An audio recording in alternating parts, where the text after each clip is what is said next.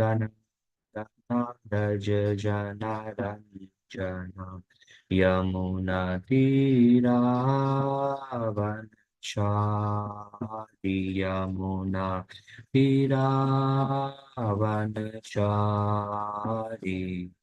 जय राधा माधवा कुंज बिहारी जय राधा माधवा कुंज बिहारी हरे कृष्णा हरे कृष्णा कृष्णा कृष्णा हरे हरे हरे राम हरे राम राम राम हरे हरे जय राधा गोपी जना वल्लभा राधा गोपी जना वल्लभा जय निताय पतिता पावन गौरा हरि जय निताय पतिता पावन गौरा हरि प्रभुपाद प्रभुपाद प्रभुपाद जय जय प्रभुपाद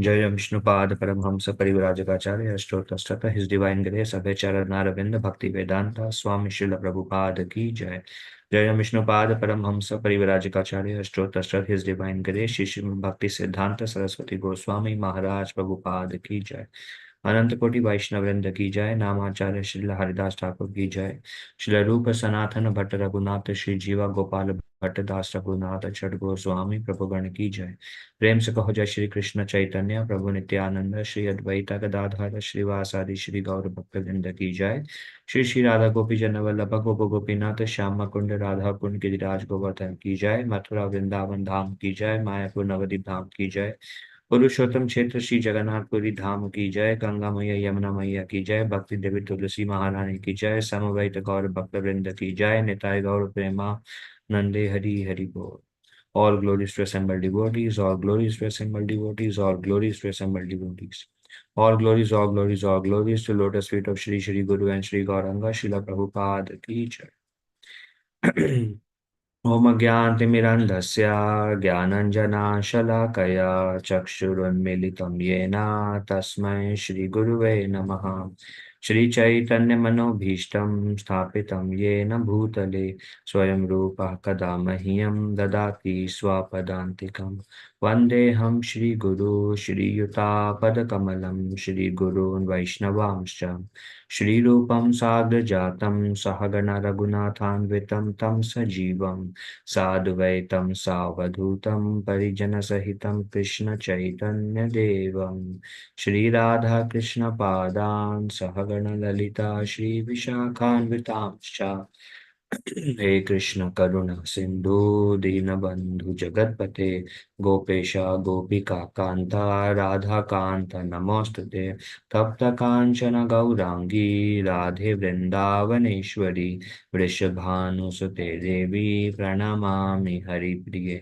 वंशकल्पतरुभ्यश्च कृपा सिन्धुभ्य एव च पतितानां पावनेभ्यो वैष्णवेभ्यो नमो नमः नमो विष्णुपादाय कृष्णपृष्ठाय भूतले श्रीमते भक्तिवेदान्ता स्वामिन्निति नामिने नमस्ते सरस्वती देवे गौरवाणी प्रचारिणे निर्विशेष शून्यवादी पाश्चात्य देश तारिणे जय श्री कृष्ण चैतन्य प्रभु नित्यानंद श्री अद्वैता गदाधर श्रीवासादि गौर भक्तवृंद हरे कृष्णा कृष्णा कृष्णा हरे हरे हरे राम राम राम हरे हरे मुखं करोति वाचालं पङ्गुं लङ्घयते गिरिं यत्कृपातमहं वन्दे श्रीगुरून् दीनतारिणं परमानन्दमाधवं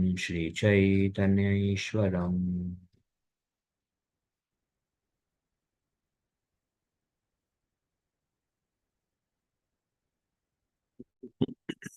So we are reading from Srimad Bhagavatam, Canto 4, Chapter 6, verse number 23. Dadrishuस्तत्र te ramyam अलकां नाम वैपुरीं वनं सौगन्धिकं चापि यत्र तन्नाम पङ्कजम् ददृशुस्तत्र ते रम्याम् अलकां नाम वैपुरीं वनं सौगन्धिकं चापि यत्र तन्नाम पङ्कजम् ददृशुस्तत्र ते रम्याम् अलकां नाम वैपुरीं वनं सौगन्धिकं चापि यत्र तन्नाम पङ्कजम् ददृशुः saw tatra there in Kailash they the demigods Ramyam very attractive Alakam Alaka Nama known as Vai indeed Purim abode Vanam forest Saugandhikam Saugandhika Cha and Api even Yatra in which place Tat Nama known by that name Pankajam species of lotus flowers Pankaja. Translation purport by His Divine Grace A.C. Bhaktivedanta Swami Srila Prabhupada ki jai.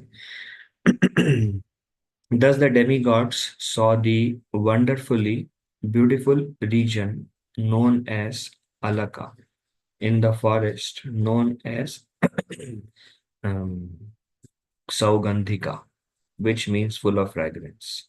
The forest is known as Saugandhika because of its abundance of lotus flowers. Purport by His Divine Grace A.C. Bhaktivedanta Swami Srila Prabhupada ki jai. Sometimes Alaka is known as Alakapuri, which is also the name of the abode of Kuvera. Kuvera's abode, however, cannot be seen from Kailash.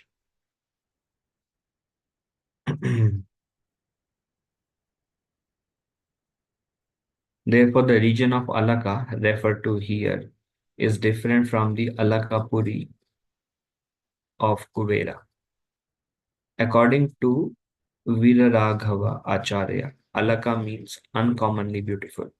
In the region of Alaka that the demigod saw, there is a type of lotus flower known as Saugandhika that distributes an especially fragrant scent.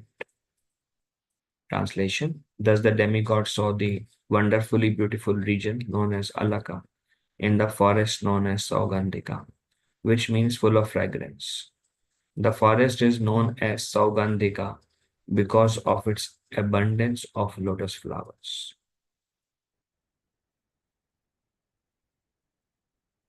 So this is um, the description of Kailash.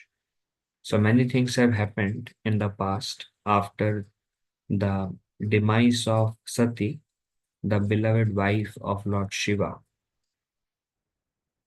When the news reached Lord Shiva became very unhappy and very angry.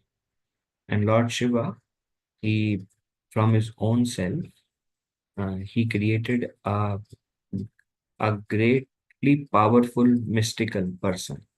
Of course, not a demon because he is a devotee of Lord Shiva and devotee of Lord Vishnu, but he was very powerful with excessive powers.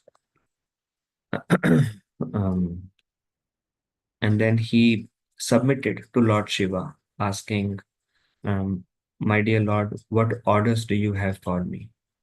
Um, Lord Shiva was very unhappy to hear the news, and he gave the order to go and punish the personality and all the personalities who have become the cause of the death of my innocent wife Sati.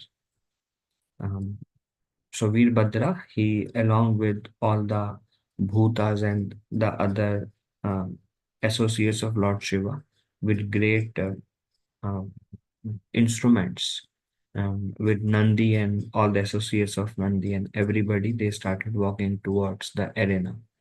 This is little far. There is Daksha Prajapati, who was the king, and everything is like from different planets basically. This whole thing is a planetary system of Swargalok, and there are many planets within that planetary system. So they all went from the abode of Lord Shiva, which is Kailash, and they went to the place which was inhabited by Daksha Prajapati. And at this point of time, still the um, yagya was continuing. Um, Although Sati, he ended his life, the Yagya Daksha was like um, as if unaffected by the death of his own daughter, and he was very angry at Lord Shiva that even and so much ego actually, even at the death of his own daughter, he continued the Yagya. So then this whole force with Veerabhadra and all the associates, they reached um, um, the yagya of Daksha Prajapati, and they started creating havoc. They are doing yagya now. This time, no talks, just started creating havoc. Veerbhadra started severely punishing all the Brahmanas present, like with his fist, with the weapons. He's like breaking their teeth. Um, um, he's like putting fire into the yagya arena. Complete and all they all like completely started devastating the whole yagya. And there is some description we saw. What Veerbhadra did is he took the Brigu. Brigu was Brigu Muni. He is the son of Brahma. Um, um, and he had participated in cursing Lord Shiva. And he had smiled um, when Daksha was insulting Shiva, that this Shiva is his eyes like lot of insults. He is acting out of false ego. He does all these things, and when Daksha Prajapati was insulting Lord Shiva, Bhrigu was smiling actually, and Bhrigu was on the side of Daksha. So Veerbhadra, he took the mustache of Bhrigu and tear it off because he was showing his mustache to Lord Shiva. Then there was um, another Brahmana, another personality by the name Bhaga. And Bhaga, through his eyes movement, he was appreciating Daksha and telling Daksha that how he should um, curse Lord Shiva and all the associates of Lord Shiva. And he was supporting through his eye movement. So Veerbhadra, he plucked the eyes of Bhaga and made him blind. Then there was another personality by the name Pusha, and he was showing his teeth, uh, l- large smile when Daksha was insulting Shivji. Um, so Veerbhadra, he punched and knocked all the teeth of Pusha, and he was in blood, Pusha. So in this way, all those who uh, supported Daksha and criticized a great personality, the greatest of Mahajan. And Veerbhadra, nobody instructed Veerbhadra that you have to punish these people. Veerbhadra is just whoever is coming on the way. Veerbhadra is devastating everything in some way or the other. So he saw Brigu and he tore his mustache. He saw Bhaga and he plugged his eyes. He saw Pusha and he broke his teeth. So whoever was coming, he's just um, like smashing all of them and just destroying the whole yagya. But it so happened like that's how the laws of nature were. Here we can see that how it may seem like a happening, may seem like by chance, but how what different body parts were being hurt, or exactly how they were used in the insult of Lord Shiva. In other words, material nature completely controls actually. Material nature is the controller. Everything physical that happens is by the laws of material nature. But um, uh, neither the Lord nor the material nature, they are not seen. But everything is happening by the Lord sanctioning and material nature implementing the sanction of the Lord. Um, Just like Lord Krishna says in Bhagavad Gita, all these planets are rotating in their orbit, and I am the thread underneath them. Um, but just like the thread is not visible, um, only the pearls are visible. Likewise, although everything is working under my direction, I'm not visible. Although I am the one who sustains, maintains, and destroys everything, Krishna says. So Veerbhadra in this way, and then Veerbhadra was very angry with Daksha. Veerbhadra took some sharp weapons. Veerbhadra sat on the chest of Daksha, and with sharp, like a knife or sharp, like sword or other sharp weapons that he has, he tried to cut the head of Daksha. But Daksha's head was very hard, very powerful personality, and Veerbhadra could not cut his head. Veerbhadra also tried to kill Daksha through Vedic hymns, and even with the hymns that he chanted, he could not kill Veerbhadra, and none of the weapons was working on Daksha. So Veerbhadra became very much bewildered, and he started thinking that how do I punish Daksha Prajapati? So then Veerbhadra noticed that there was a wooden chopper that was used to chop the animals, like the sacrifice, horse sacrifice, or Ashwamedh Yagya, how they used to cut with the blade and the wooden chopper. um, Veerbhadra threw Daksha in that chopper, and within a moment, he used that huge sacrificing animal machine, and with that, he cut the head of Daksha. Just like the animal is sacrificed, likewise, Daksha's head was sacrificed. Then Veerbhadra was still very angry, so he held Daksha's head um, like this, and then he threw Daksha's head into the um, into the sacrificial fire, and Daksha's head was burned to ashes, and only the torso of Daksha remained. Um, After this, Veerbhadra and all the associates of Lord Shiva, they were very much satisfied, having fulfilled um, the command they have received from Lord Shiva, and then they all left back for Kailash. So the remaining one, who were deeply hurt, Daksha is naturally beheaded now, but like Pusha, Brigu, um, and all the other Brahmanas and all the other demigods, then Veerbhadra and others, they also um, burned the whole arena into fire, and everybody was bleeding, greatly aggrieved, all the Brahmanas. So they all went to Brahma. Naturally, whenever the devatas are in uh, like under defeat or being attacked, they go to Brahma for advice and for help. And then Brahma, most of the times, he goes to Lord Vishnu, and through the medium of Lord Vishnu, he helps the demigods. And Brahma is like, since he is the creator and the first living entity in the whole material universe. And these demigods, they are like grandsons and great grandsons of Brahma. And Brahma is like the most powerful. And everybody listens to whatever Brahma says. So they all went to Brahma for help. Mm. Um, and it is described,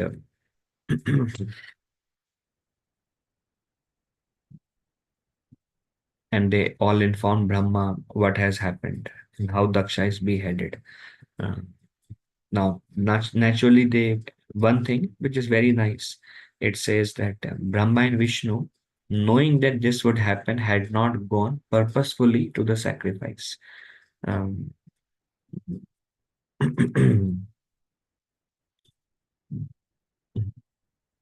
it is also described that when, like, although Brahma and Vishnu and others, they received the invitation. Uh, One time I was discussing with Rasika Bhuvi Prabhu, and he was also mentioning this point, quoting his Guru Maharaj, um, Mahavishnu Swami. And here Srila Prabhupada also mentions that whenever some invitation, naturally Brahma did receive the invitation for the sacrifice. It was a huge sacrifice. Daksha invited everybody except Lord Shiva, but Brahma and Shiva decided not to go because they knew that what is going to happen in the sacrifice.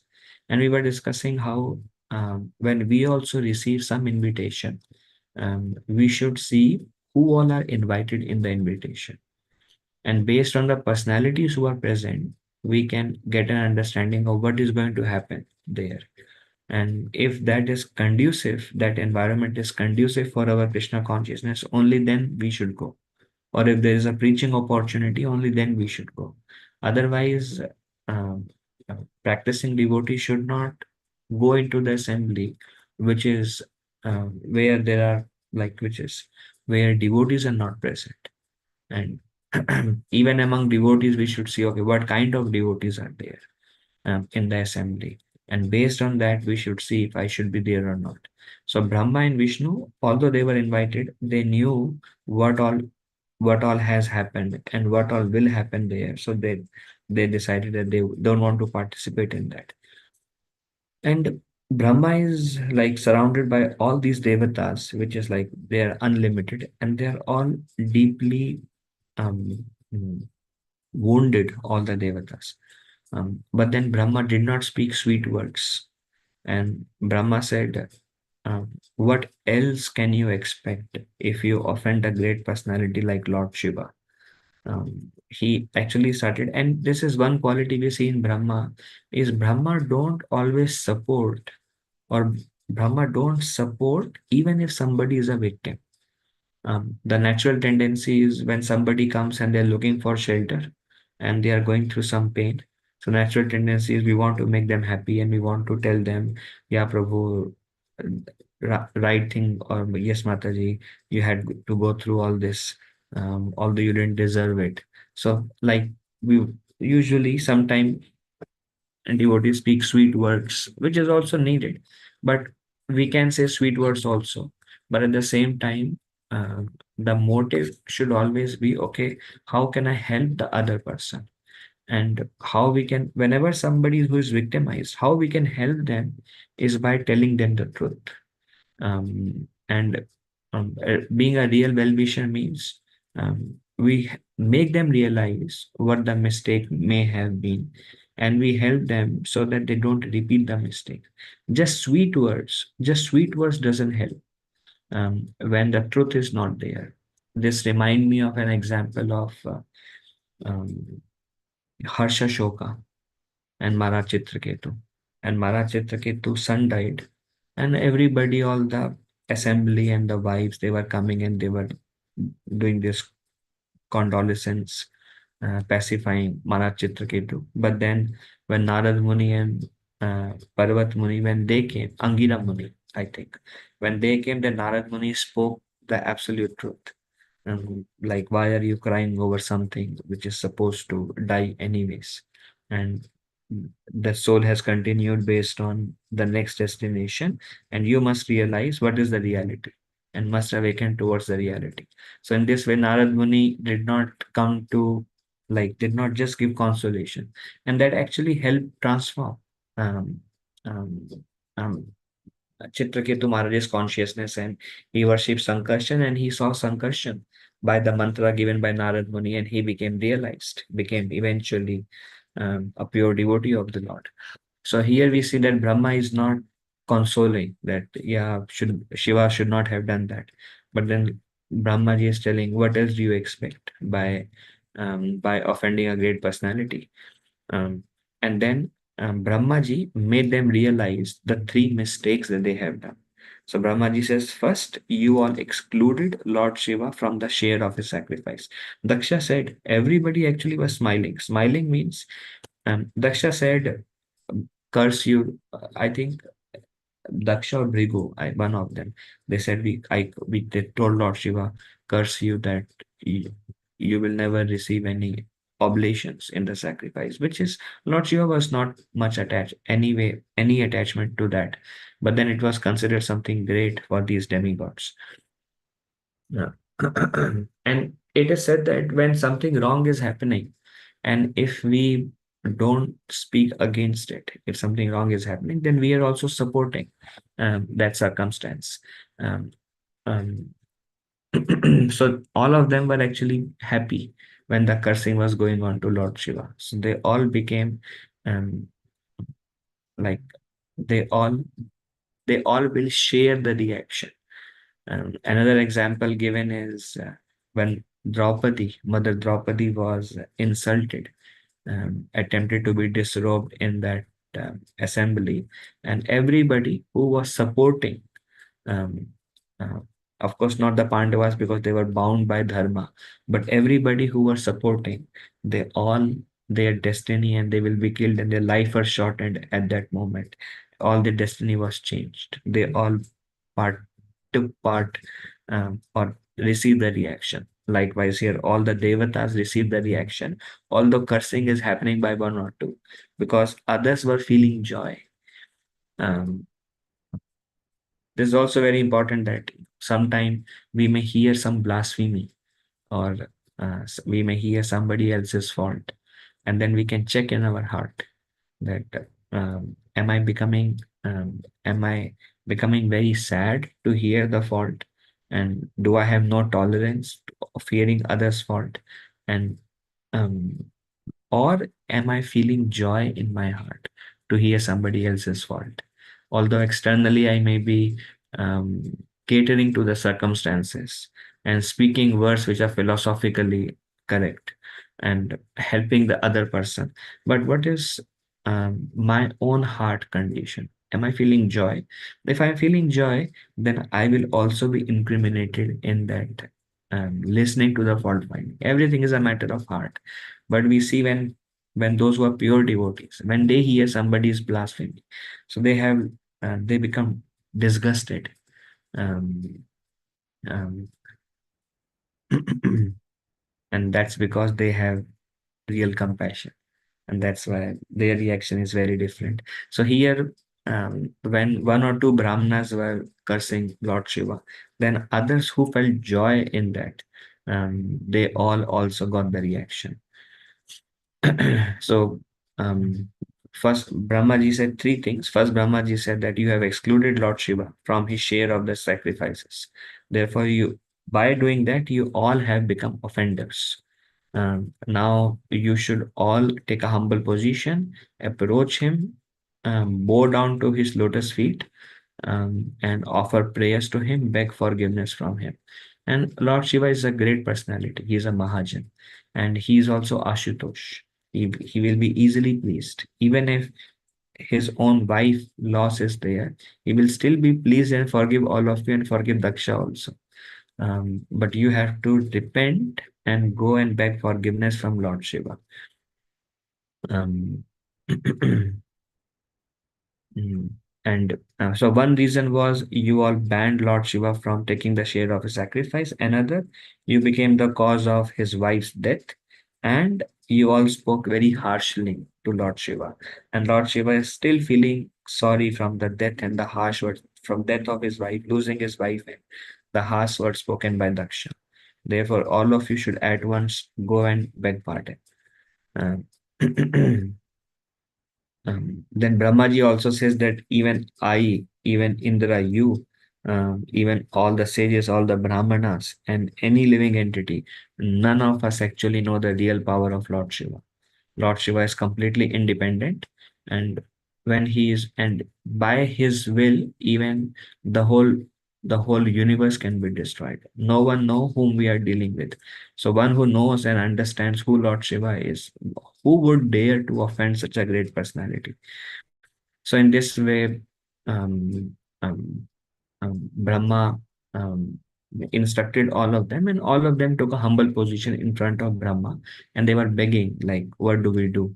We see the situation even when Indra, when all the devatas, when they lose their planet, some powerful living entity attacks them. Then again, they go to Brahma for help. Even when Indra offended his Guru Maharaj, his spiritual master, he lost all the power, they lost all the kingdom, and they went to Brahma. My dear great grandfather, we have lost our kingdom. Please help us. So in every situation, they all always go to Brahma. But Brahma always give them the right advice. It is also mentioned that one should not fear giving a right advice to other. Um, if somebody has done wrong, or somebody's consciousness is not right, and if we can understand, okay, there is something wrong, we can speak the truth in a palatable manner, but we should always speak what is beneficial, in a pleasing way, but always we should not just support and say yes. um, Bhakti Siddhanta Saraswati Thakur, I think sometime in the past also I quoted Bhakti Siddhanta Saraswati Thakur said, if you are afraid of what the reaction will be if you say the truth, the other person may be hurt.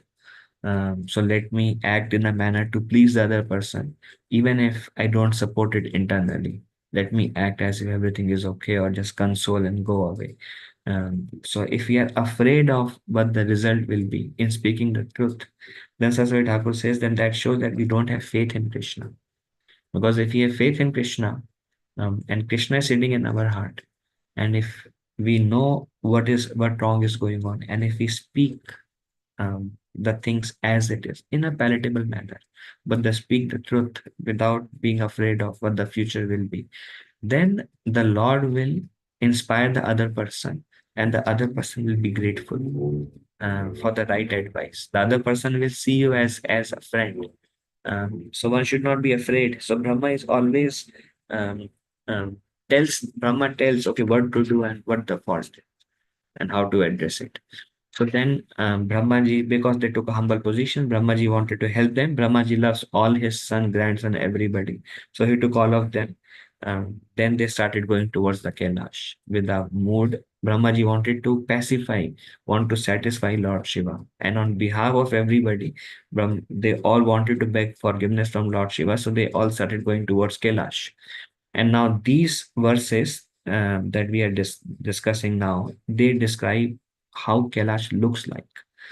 So as they were approaching the Kailash, they saw everywhere around Kailash, the Vedic hymns were vibrated. And this is so wonderful that Sukadev Goswami is giving a description of Kailash. How otherwise we have no facility to actually know either about Satyaloka or Vaikuntha Loka or Kailash Parvat or lower planets. We cannot go neither lower planets nor higher planets nor Satyaloka nor Kailash nor Vaikuntha. We are bound in this body. But by this great blessing of Srimad Bhagavatam, and because Sukadev Goswami self-realized soul, um, um, a self-realized soul knows everything, because they can realize anything by the mercy of Krishna. Krishna reveals to them everything. So Sukadev Goswami is so self-realized that he knows the environment, he knows everything. So he is describing how when they were going to Kailash, how Kailash looked like. There is another chapter that described how Vaikuntha looked like, how the servants of Lord Vishnu looks like, when Vishnudutta met Yamduta, how the Yamdutas looks like, how the lower planets look like, um, um, and the activities of all these personalities. That is the greatness Srimad Bhagavatam. Just by reading Bhagavatam, we can understand everything. We can understand the universe. We can understand the spiritual world. We can understand the personalities. We can understand everybody just through sincerely giving an oral reception to this Bhagavatam. So when Brahma and all the Devatas, when they were approaching Kailash, Vedic hymns were being chanted, and there were many aushadhis or herbs.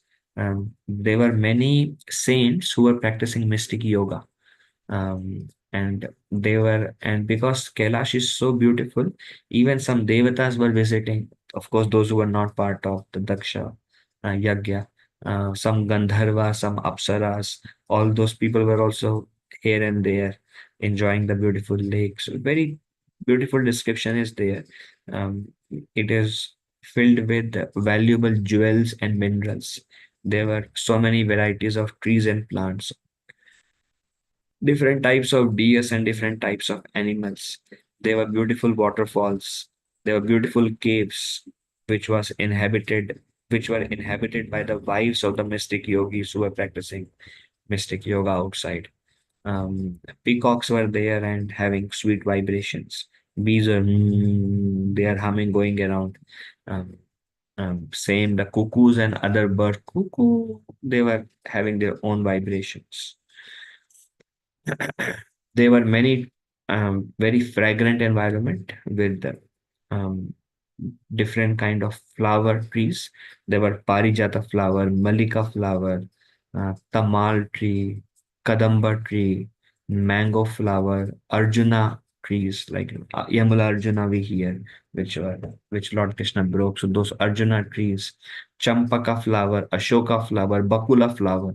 Many Krishna's pastimes relate to either kadamba or kadamba tree, tamal tree, tal tree, talvan, we hear where Dhenukasura was killed, talvan. So tal fruits were there, madhavi fruits were there, even lotus flowers were there. That is the current description. Cinnamon trees were there. So it's just everybody was very much amazed by seeing the beauty of Kailash as they are going in towards those hills. Then all different kind of fruit bearing trees were there, including mango fruit, even hing, the fruit that produces hing, that fruit was also growing. Bargat, banyan tree, jackfruit, betel nut fruit, and whatever fruits we can think, all these trees were there. Different. It's a jungle actually, but a very beautiful forest. Even there are sher, cheetah, khachar, ghoda, गाय, भैंस, suar, bandar, all different kind of animals are also there. Uh, and the whole Kailash Parvat was surrounded by Ganga. And Ganga is also called Alakananda. Alakananda. And within that Alakananda, surrounded by Ganga, within Kailash is a very big area. And Brahma and they all arrived at the region. It's called Alaka region, which is this current was described. Um, and it was within this forest called Saugandhika. And the reason this forest is called Saugandhika because it is filled with a particular kind of lotuses. And these lotuses are described. They even one lotus can produce fragrance like far, very wide and far, and it was filled with such place. And this is basically the region where Lord Shiva was there, and he was in an unhappy mood. And as Bhagavatam was continues, we will see. So okay, that's all I have from today's description. If there is any discussion, we can do now. Anyone has any question, comments?